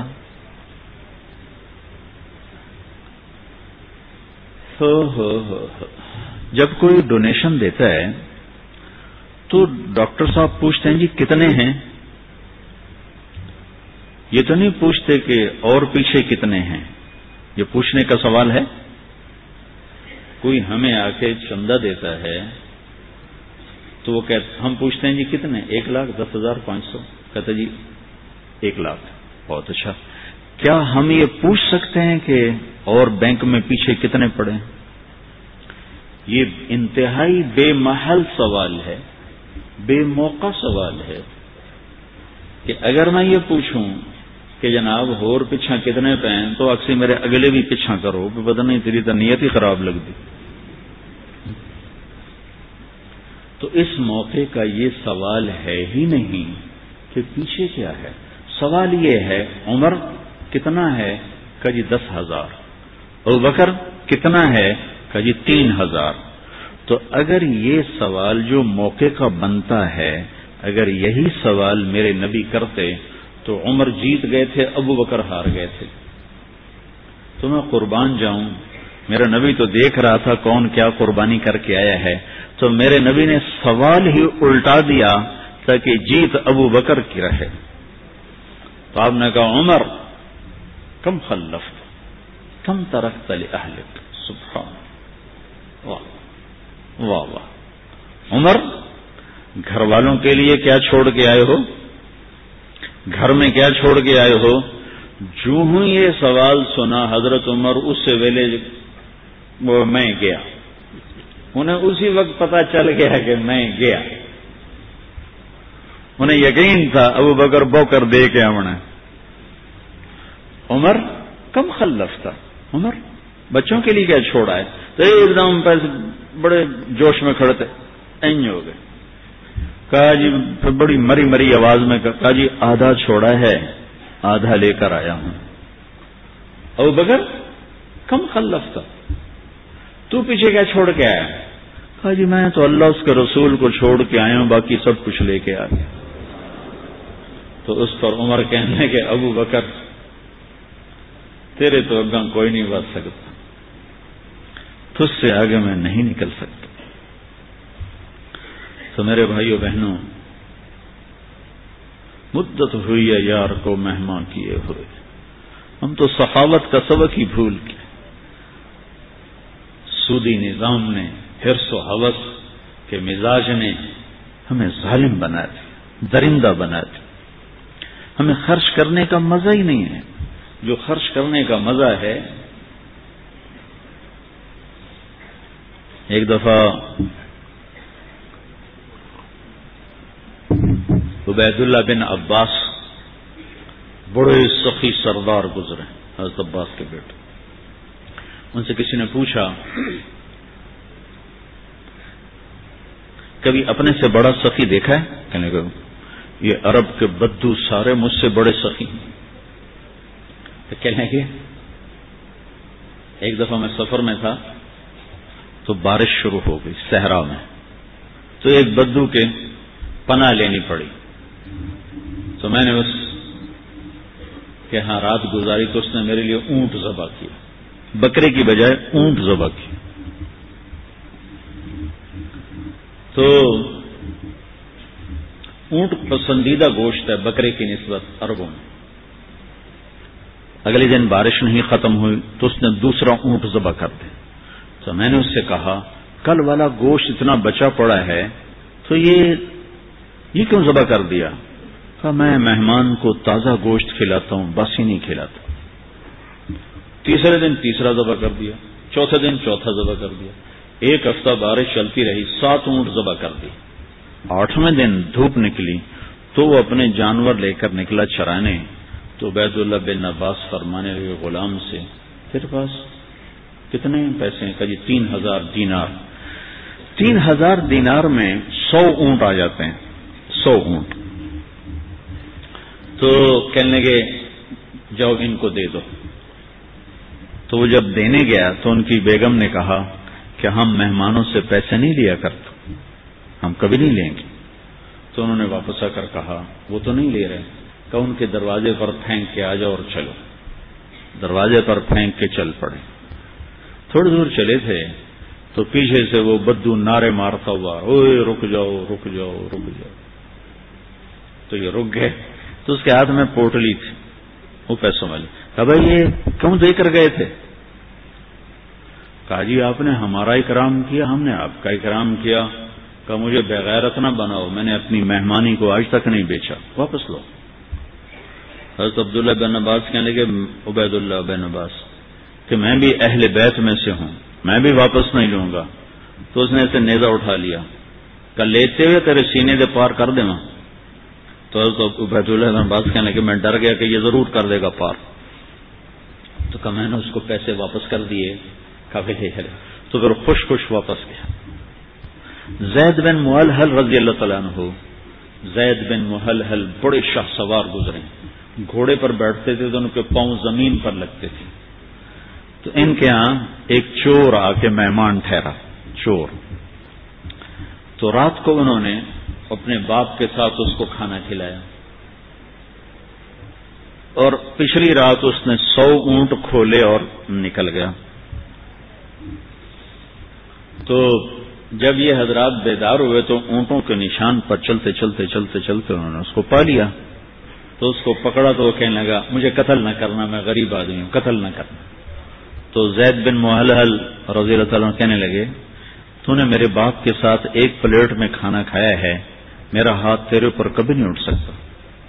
پر فرمانے لگے یہ مہمان بن کے تو نے اونٹ کیوں چوری کیے؟ کہا جی غریب ہوں اس لیے کر بیٹھا. کہا اچھا چلو جاؤ سارے تمہیں ہدیہ.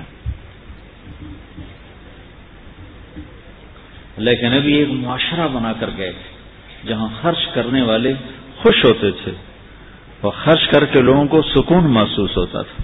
ہم ایک ظالم قسم کے معاشرے میں ہیں جہاں مال جمع کرنا عزت ہے اور مال خرچ کرنا. ایک حدیث آپ کو سناؤں. حضرت موسیٰ علیہ السلام نے پوچھا یا اللہ جب تو ناراض ہوتا ہے تو اس کی نشانی کیا ہے؟ تو اللہ تعالیٰ نے فرمایا جب میں ناراض ہوتا ہوں تو بارشیں بے موقع کرتا ہوں، حکومت بے وقوفوں کو دیتا ہوں، اور پیسہ بخیلوں کو دیتا ہوں. پھر موسیٰ علیہ السلام نے پوچھا یا اللہ جب تو راضی ہوتا ہے تو کیا نشانی ہے؟ کہ جب میں راضی ہوتا ہوں تو بارشیں موقع پہ کرتا ہوں، اور حکومت نیک سمجھدار لوگوں کو دیتا ہوں، اور پیسہ سخیوں کو دیتا ہوں. ایک دفعہ حضرت حسن حسین عبداللہ بن جعفر یہ مکہ سے مدینہ آ رہے تھے. راستے میں بھوک لگی، ایک بڑھیا کا خیمہ دیکھا. کہ اماں کھانے کو کچھ ہے؟ کہ بیٹا یہ ایک بکری ہے. کہا تو تمہارے دودھ کا، تمہارے اپنے دودھ پینے کا ذریعہ تو یہی بکری ہے، یہ ہمیں دے دو گے تو پھر تمہارا گزارا کیسے ہوگا؟ کہ بیٹا میرے گھر سے مہمان کبھی خالی نہیں جاتا، ذبح کرو ہمارا اللہ مالک. تو انہیں ذبح کر کے کھا لیا. پھر کہنے لگے ہم اہل بیت ہیں، جب کبھی مدینہ آؤ تو ہمیں ملنا. تو شام کو وہ اس کا خامد آیا تو اس نے دیکھا بکری نہیں ہے. کہا بکری کہاں گئی؟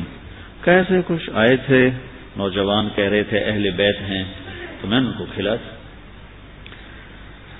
تو جاتے انہوں نے کہا اما کبھی مدینے آؤ تو ہمیں ضرور ملنا. تو جب ان کو بھوک نے ستایا تو دونوں مدینے چل پڑے. مدینے حضرت حسن رضی اللہ عنہ باہر بیٹھے تھے، وہ دونوں گزرے تو انہوں نے پہچان لیا. کہا اما پہچانتی ہو؟ کہا نہیں. کہا ہم وہ ہیں جنہوں نے تیرے ہاں کھانا کھایا تھا. تو اپنے خادم کو بلایا ذرا آؤ. کہا اس کو 1000 بکریاں دے دو اور 1 لاکھ درہم دے دو اور حسین کے پاس بھیج دو. تو وہ ادھر بھیج. تو انہوں نے پوچھا بھائی صاحب نے کیا دیا ہے؟ کہا جی 1000 بکری 1000 درہم 1 لاکھ درہم. اپنے خادم سے فرمایا 1000 بکری دے دو 1 لاکھ درہم دے دو اور عبداللہ کے پاس بھیج دو. تو عبداللہ بن جعفر کے پاس پہنچے تو انہوں نے فرمایا میرے بھائیوں نے کیا دیا؟ کہا جی 1000 بکری 1 لاکھ درہم. تو خادم سے فرمایا 2 لاکھ بکری دے دو 2 لاکھ درہم دے دو. پھر کہا اماں اگر تو پہلے میرے پاس آتی تو میں اس سے زیادہ دیتا، لیکن وہ میرے بڑے ہیں، میں ان کے احترام میں اب اس سے زیادہ نہیں دوں گا. اگر تو پہلے آتی تو اس سے زیادہ دیتا. تو اللہ تعالیٰ خرچ کرنے والے کو ضائع نہیں کرتا. اسلام کا مزاج ہے اوروں پہ خرچ کرنا، اسلام کا درس ہے اوروں پہ خرچ کرنا. ایک آدمی قیامت کے دن پکڑا جائے گا، فرشتے کہیں گے یا اللہ اس کے نامہ اعمال میں کوئی عمل نہیں ہے، کوئی عمل نہیں ہے. تو اللہ تعالیٰ اس کو بلائیں گے کہا ہاں میرا بندہ، کچھ تیرے پاس ہے؟ کہا جی کچھ نہیں۔ کہا غور کروں؟ کہا جی ایک عمل ہے اگر آپ سمجھیں تو۔ کہا میں تاجر تھا، جس سے پیسے لینے ہوتے تھے اگر وہ مالدار ہوتا تھا تو اس کو تنگ نہیں کرتا تھا، جب واپس کرے میں لے لیتا تھا، پھیرے نہیں لگاتا تھا، اور جو غریب ہوتا تھا تو اس کو ویسے ہی معاف کر دیتا تھا، اس کے علاوہ میرے پاس کچھ سوائے ایمان کے۔ تو اللہ تعالیٰ فرمائیں گے تو میرے بندوں کے ساتھ نرمی کرتا رہا، آج میں بھی تیرے اوپر نرمی کرتا ہوں، چل اسی کے تو فعل جنت میں چلا جا۔ تو یہ ڈاکٹر صاحب اور ان بھائیوں کے ذریعے پرانا سبق زندہ ہوا ہے، بہت خوبصورت۔ میرے خیال میں پوری دنیا میں یہ عمل اور کہیں نہیں ہوگا کہ بہت مبارک لوگ ہیں جن کے ذریعے سے یہ چیز وجود میں آئی ہے۔ یہ اللہ کی رحمتوں کو کھینچنے کا ذریعہ ہے۔ جہاں سودی نظام ہوگا وہاں کبھی خوشحالی نہیں آئے گی۔ ساری دنیا کو سود نے جکڑا ہوا ہے، جہاں سود ختم ہوگا۔ سوڈان والوں نے حکومتی طور پر جس سال سود منع کیا تھا اسی سال اللہ نے ان کے تیل کے چشمے نکال دیے تھے۔ تو انفرادی طور پر یہ بہت خوبصورت کوشش ہے، بہت کامیاب کوشش ہے۔ اللہ تعالیٰ اسے مزید آگے بڑھائے، ہمیں یہ ہمت دے کہ ہم سخی بنیں، بخیل نہ بنیں۔ مالدار لوگ صرف زکوٰۃ نہ دیا کرو، زکوٰۃ سے بڑھ کے دیا کرو۔ اور غریب لوگ بھی، ایک اور حدیث سنا دیتا ہوں پھر بات ختم کرتا ہوں۔ آپ نے فرمایا ہر مسلمان کے ذمہ ہے صدقہ کرے۔ تو ایک صاحب نے عرض کی یا رسول اللہ پیسے نہ ہوں تو کیسے صدقہ کریں؟ تو آپ نے فرمایا مزدوری کرے، مزدوری کر کے صدقہ کرے۔ یہ اتنا عظیم عمل ہے۔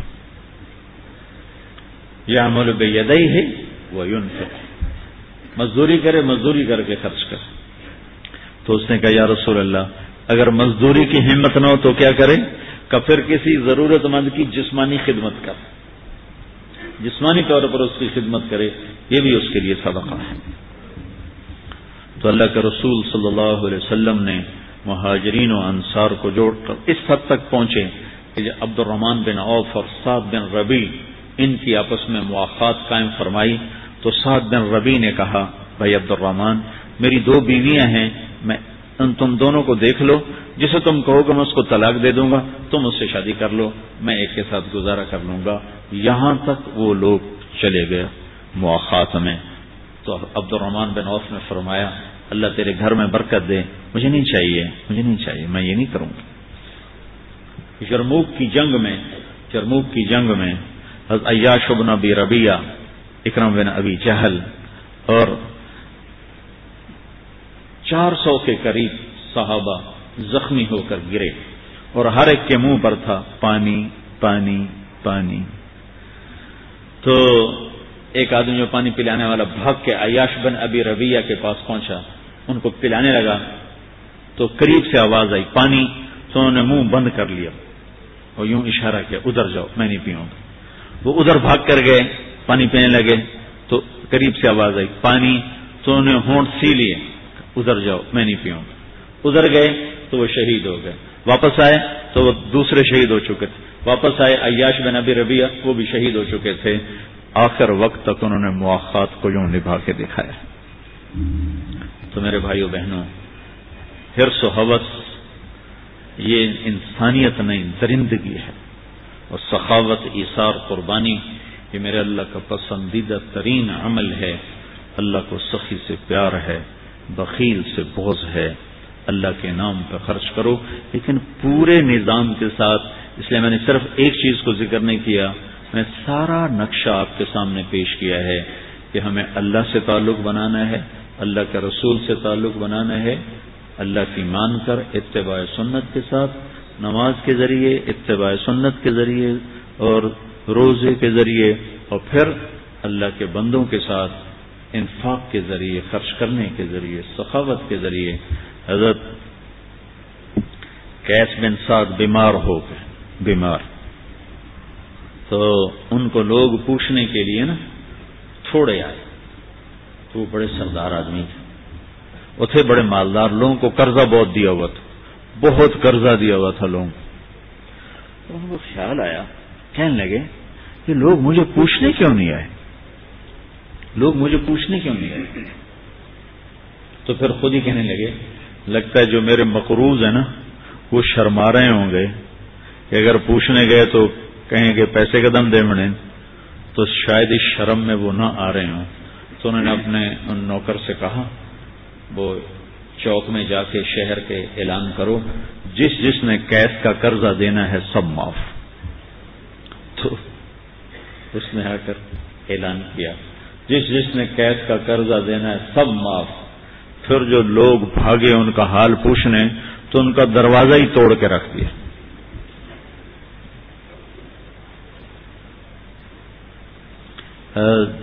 دو آدمی آپس میں کہنے لگے کہ چلو امتحان لیں کون بڑا سخی ہے۔ ایک آئے عبداللہ بن جعفر کے پاس کہ یہ ضرورت مند ہوں، انہوں نے نہیں پوچھا کیا ضرورت ہے، گھوڑے پہ سوار ہو رہے، کہیں گے یہ گھوڑا بھی لے جا، اور اس میں 3000 درہم ہیں۔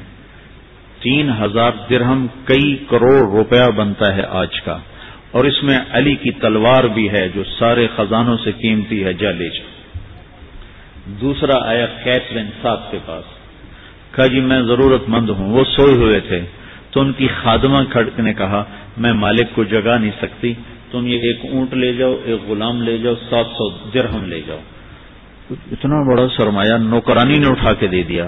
تو جب وہ اٹھے تو انہوں نے تو اس نے بتایا، تو فرمانے لگے اگر تو مجھے اٹھا دیتی تو میں اتنا دیتا کہ پھر مرتے دم تک اس سے مانگنے کی ضرورت نہ پڑتی۔ تیسرا گیا عروبۃ الاوسی کے پاس، وہ نابینا تھے اور ان دونوں سے مالی لحاظ سے کمزور تھے، تو وہ 2 غلاموں کے کندھے پر ہاتھ رکھ کر باہر آ رہے تھے۔ کہا جی میں ضرورت مند ہوں، میری کوئی مدد فرمائیں۔ تو ایسے کندھوں پہ ہاتھ تھا، نیچے کر کہا بیٹا یہ میری کل کائنات 2 غلام ہیں، یہی لے جا۔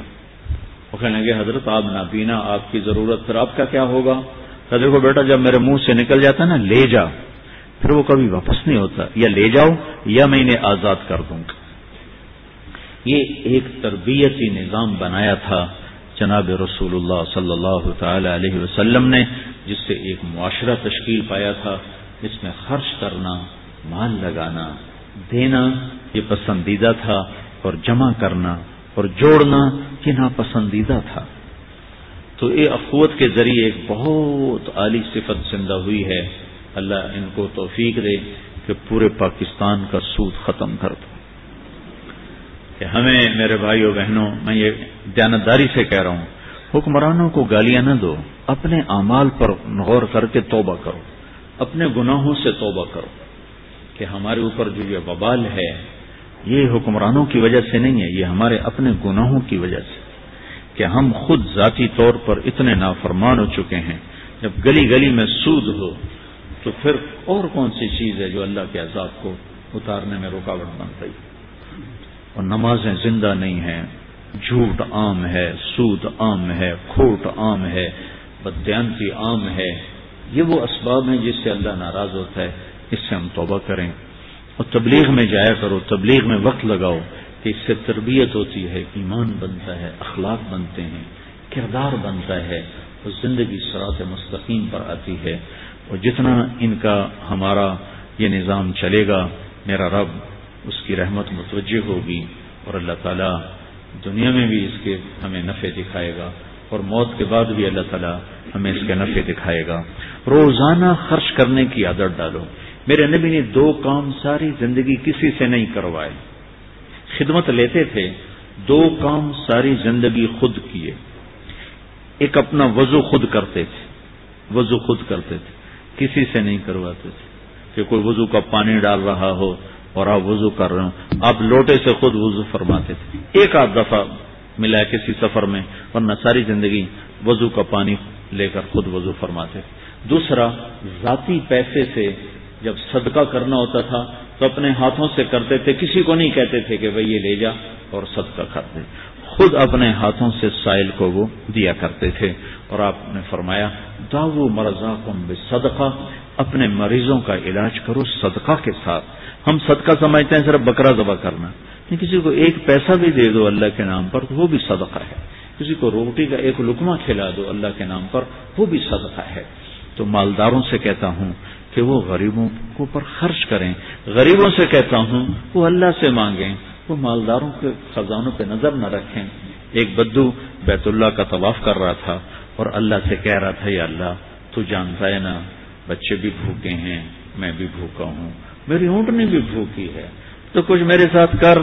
تو ایک مالدار آدمی طواف کر رہا تھا، ساتھ ساتھ اس کے کانوں میں آواز پڑی، تو اس نے جیب سے 200-300 درہم کی تھیلی نکالی، کہا بھائی یہ رکھ لو بھائی، یہ رکھ لو بھائی۔ تو اس نے کہا جا تیرے جیسوں سے مانگنا ہوتا تو یہاں آتا، تیرے جیسوں سے مانگنا ہوتا تو یہاں آتا، چل مجھے میرے رب سے بات کرنے کی۔ تو غریبوں کے ذمہ ہے کہ ان کی نظر نہ اٹھے مالداروں کی جیب پر، اور مالداروں کے ذمہ ہے کہ وہ غریبوں کو ڈھونڈ ڈھونڈ کر ان کے گھر تک سامان پہنچائیں۔ حضرت امام زین العابدین کا جب انتقال ہوا تو ان کی کمر پہ بوری اٹھانے کے نشان تھے، ان سے ان کی وفات کے بعد جب ان کو غسل دے رہے تھے تو نشان تھے۔ تو ان کے خادم سے پوچھا گیا تو انہوں نے بتایا کہ 100 گھروں کا خرچہ اٹھایا ہوا تھا، رات کو بوریاں بھر بھر کے ان کے گھروں میں جا کے سامان پھینک آتے تھے، مرتے دم تک کسی کو پتہ نہ چلا کہ ہمارا خرچہ کون دیتا ہے۔